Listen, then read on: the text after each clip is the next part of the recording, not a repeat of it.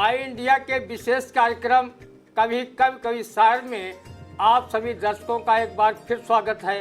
मैं हूं ज्ञान प्रकाश सिंह प्रतीक। आज हमारे साथ स्टूडियो में युवा कवि व शायर के रूप में ऋषित आनंद जी उपस्थित है।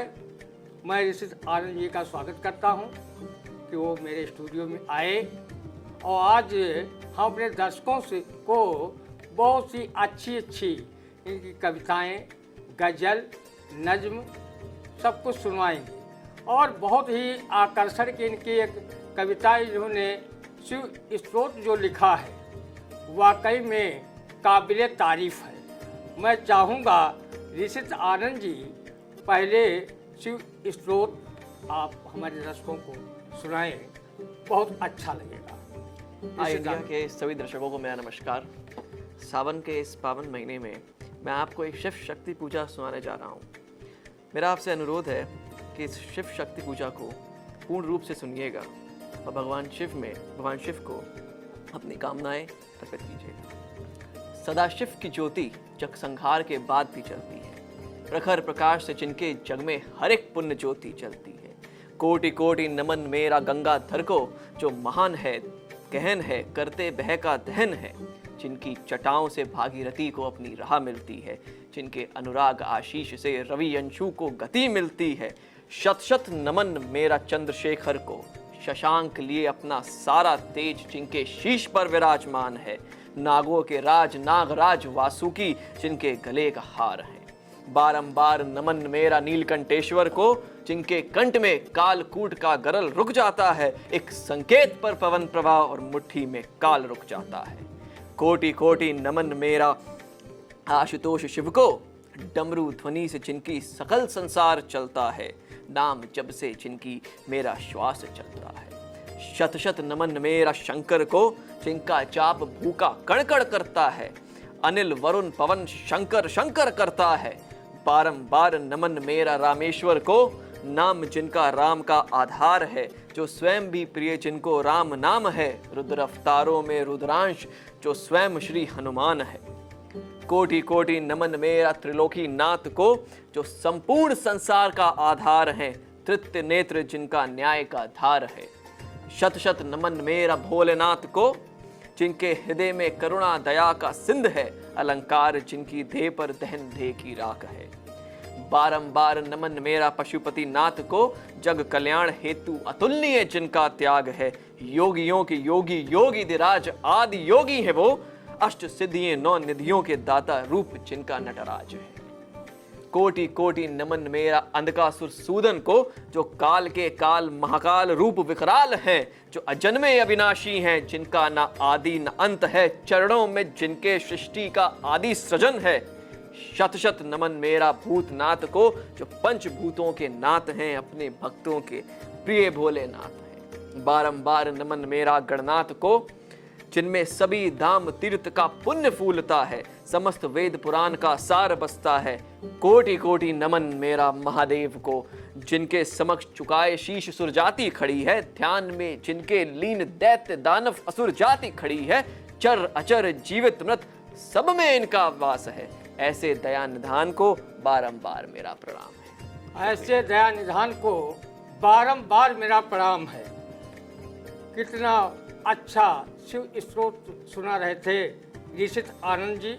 और हम बता दें कि ऋषित आनंद जी अमित आनंद भाभी आनंद के सुपुत्र हैं और ये बहुत ही कम उम्र में ये कविता लिखते हैं।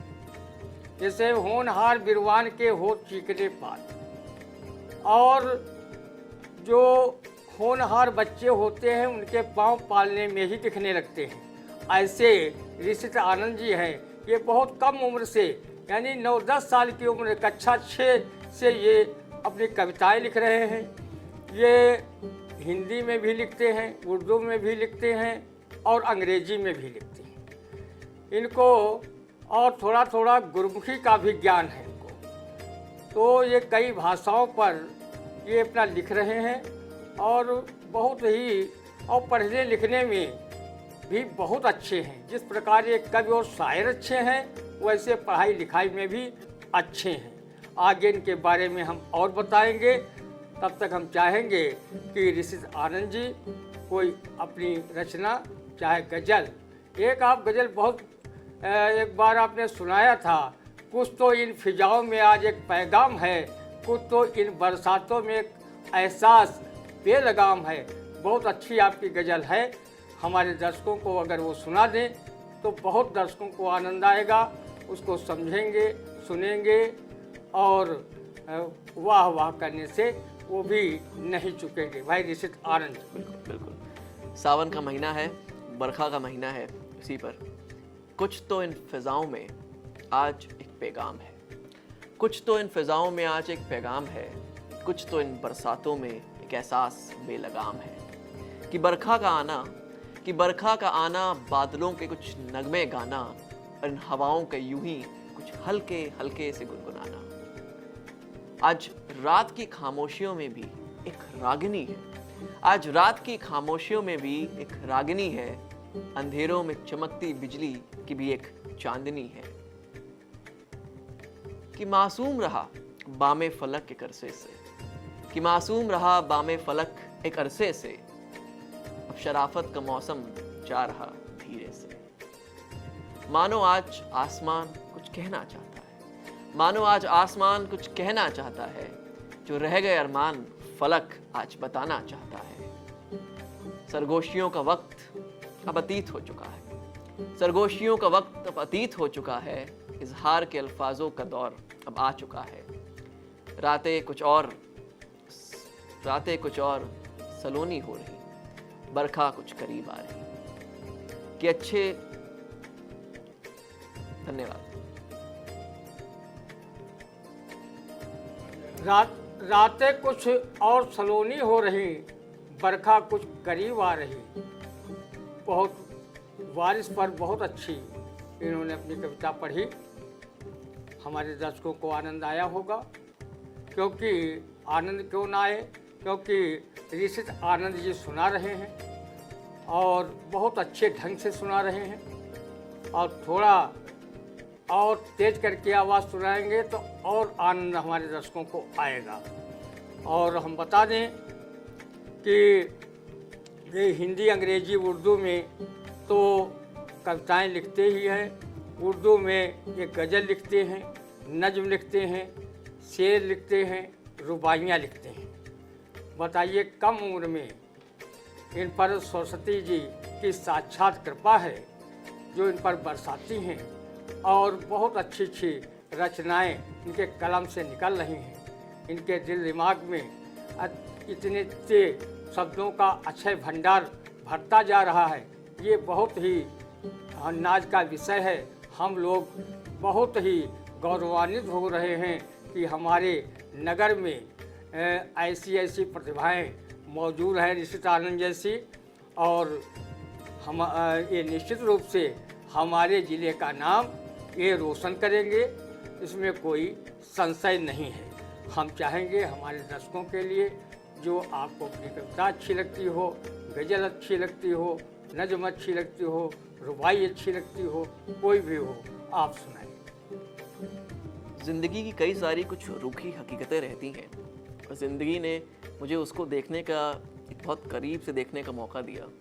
तो मैंने भी कई सारी रचनाएं लिखी, तो उसी से जुड़ी हुई एक छोटी सी रचना है जो मैं आप लोगों को सुनाना चाहूँगा। स्वागत है कि अच्छे लोगों की कीमत ज़रा ज़्यादा होती है, कि अच्छे लोगों की कीमत ज़रा ज़्यादा होती है, मगर अफसोस वो उन्हें अकेले चुकानी होती है। कि ज़माना मतलब के धागों से रिश्ते बुनता है, कि ज़माना मतलब के धागों से रिश्ते बुनता है, और मेरा दिल महज बेगरस सांस सुनता है। अजीब दस्तूर है लोगों का, अजीब दस्तूर है लोगों का, मतलब की आवाज़ें हैं सब, हर अल्फाज के पीछे ज़रूरत की फरमाइशें हैं सब। कि कुछ ज़्यादा ही पाक है मेरे मन के इरादे, कि कुछ ज़्यादा ही पाक है मेरे मन के इरादे, कि कभी समझ नहीं पाते ज़माने के इशारे। फिर भी नादान दिल बदलना नहीं चाहता, औरों के लिए खुद को कभी खोना नहीं चाहता। शुक्रिया। फिर भी नादान दिल बदलना नहीं चाहता, औरों के लिए खुद को खोना नहीं चाहता।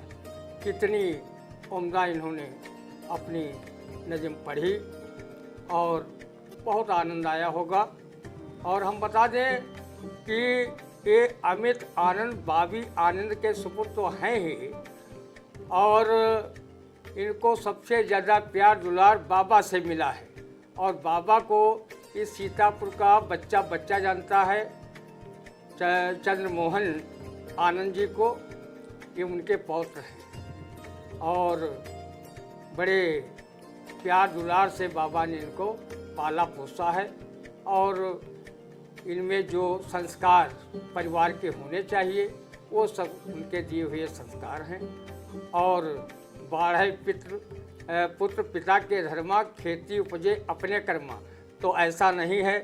अमित आनंद बॉबी आनंद ने भी इनको सजाने संवारने, इनके भविष्य को निखारने में पूरी शिद्दत के साथ जो सहयोग किया है, जो एक पिता का धर्म है, वो बखूबी आज भी वो निभा रहे हैं। और ये प्रतिभा आगे बढ़ती हुई जा रही है।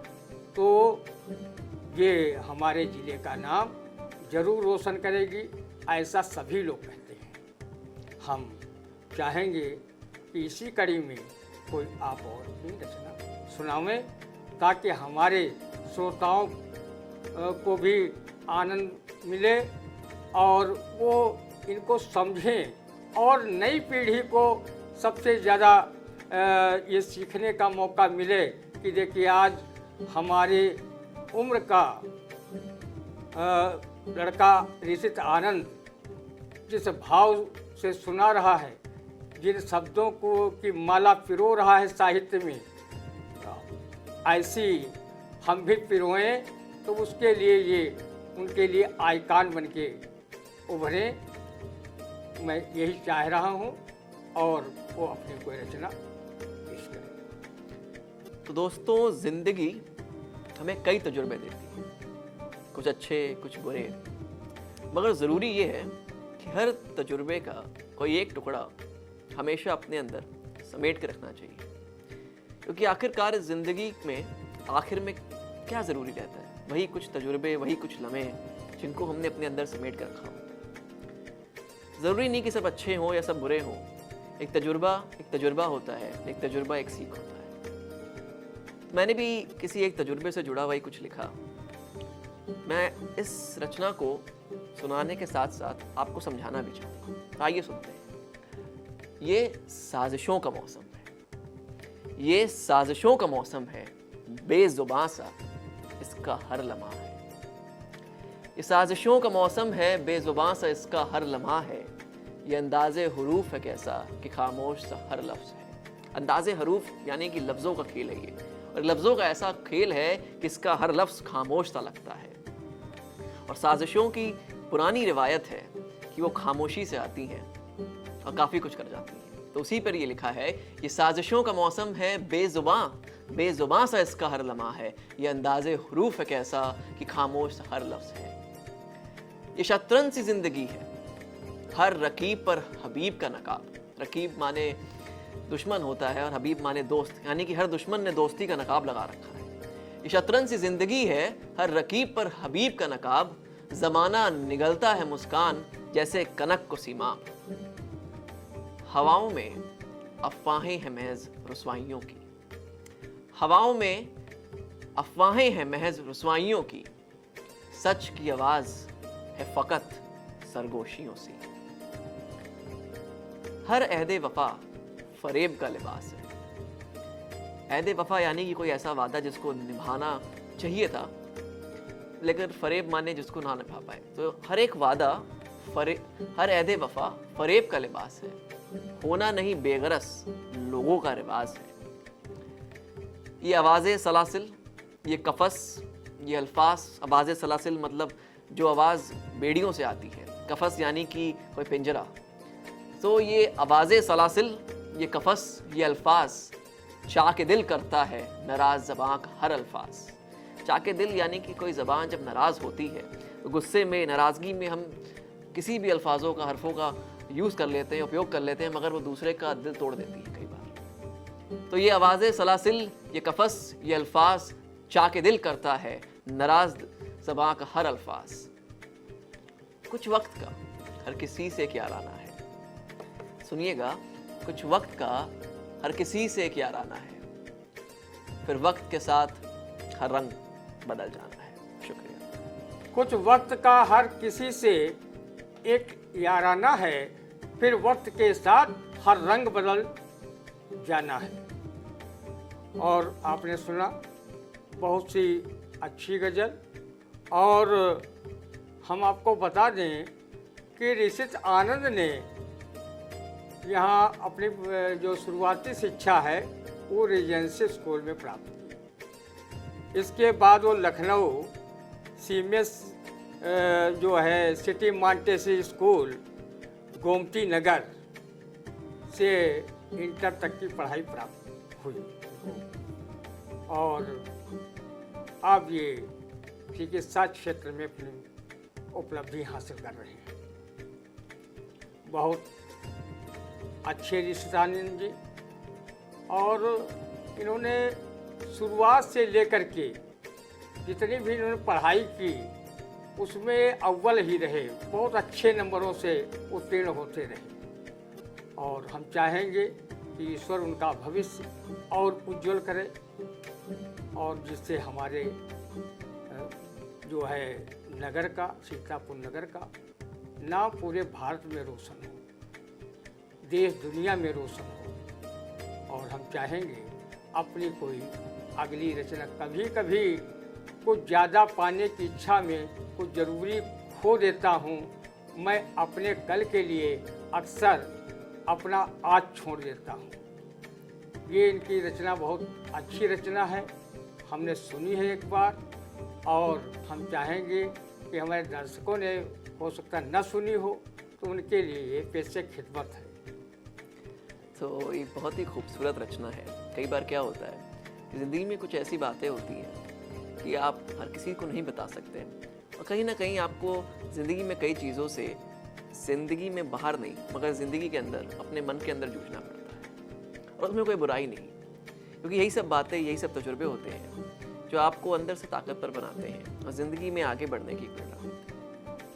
तो क्या होता है कि कभी कभी कुछ ज़्यादा पाने की इच्छा में कुछ ज़रूरी खो देता हूँ, कभी कभी कुछ ज़्यादा पाने की इच्छा में कुछ ज़रूरी खो देता हूँ, मैं अपने कल के लिए अक्सर अपना आज छोड़ देता हूँ।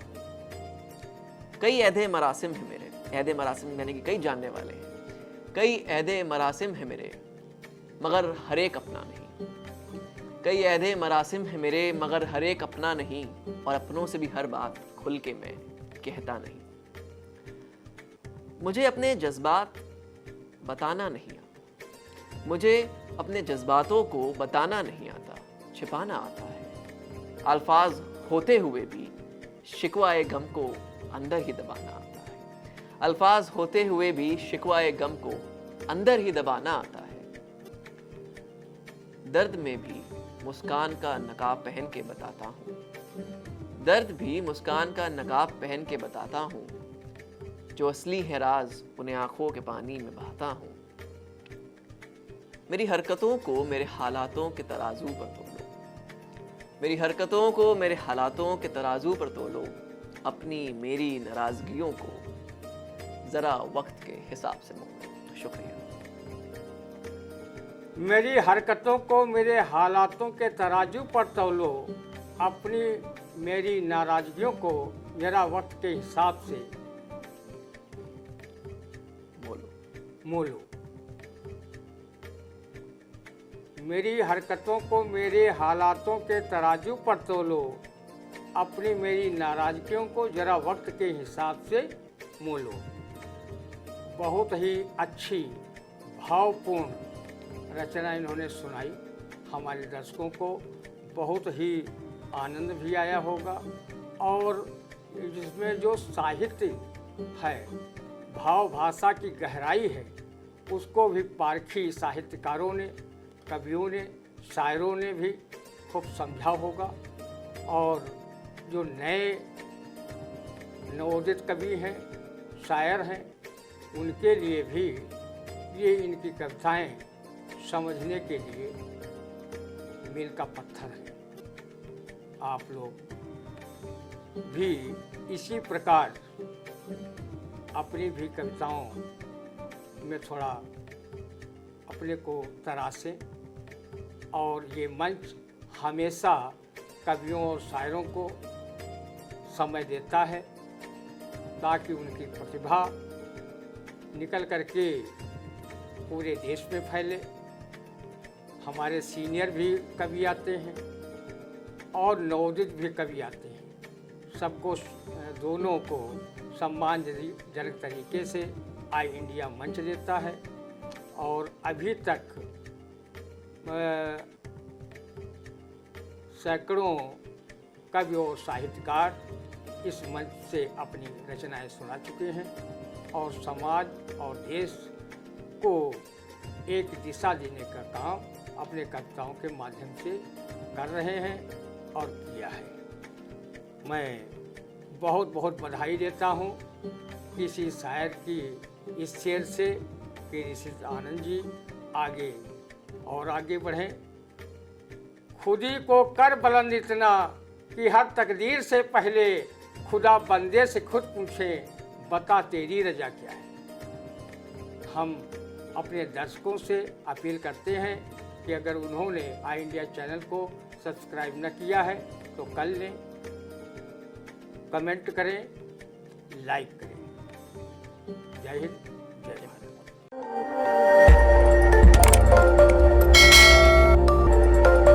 खबर आपकी, नजर हमारी। देखते रहिए आई इंडिया।